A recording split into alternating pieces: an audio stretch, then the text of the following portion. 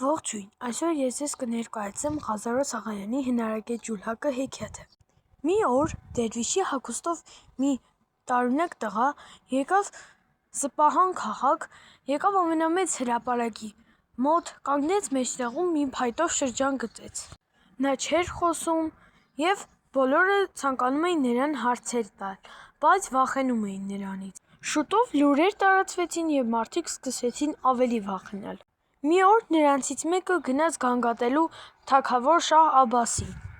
Շահ Աբբասն էլ իր իշխանության գիտնականներին հավաքեց և ասաց, որ գնան և պարզեն այդ հանելուկը։ Գիտնականներից մեկը եկավ, կանգնեց շրջանի մի կողքում և ասեց, որ այս շրջանը երկիրն է, և շուտով մեր երկրի վրա սով կլինի, և մարդիկ իրենց վատ կզգան։ Մարդիկ շատ վախեցան, որից հետո եկավ երկրորդ գիտնականը, նա նույնպես ասեց, որ դա երկիրն է, և հիմա երկրի վրա ինչ-որ մի վատ բան կլցվի։ Մարդիկ ավելի երկյուղ ապրեցին, և դրանից հետո վերջին գիտնականը չանելով, թագավորը հասկացավ, որ արդեն անհրաժեշտ չէ գիտնականներին, այլ նա դուրս եկավ քաղաք զբոսնելու և զբոսնելու ժամանակ տեսավ մի հետաքրքիր ջուլհակի, ով միաժամանակ 3 երեխա էր քնեցնում։ Հասկացավ, որ նա խելացի է և հնարամիտ, գնաց և նրան հարցրեց, թե նա կհամաձայնի լուծել այս գլուխկոտրուկը։ Եվ այո, մեր ջուլհակը համաձայնվեց։ Ջուլհակը եկավ, այդ շրջանը կիսեց իր փայտով, բայց այդ ամենը բարկացրեց դերվիշին։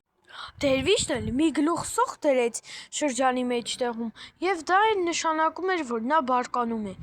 Բարկանալուց հետո ջուլհակը մի հավ դրեց, իսկ դերվիշը կորեկցի անեց։ Դա էլ նշանակում էր, որ իր բանակը շատ մեծ է և ուժեղ։ Իսկ ջուլհակի այդ արարքն էլ նշանակում էր, որ իր բանակը ավելի ուժեղ էր։ Դերվիշը սկսեց բարկանալ և թողեց գնաց քաղաքից։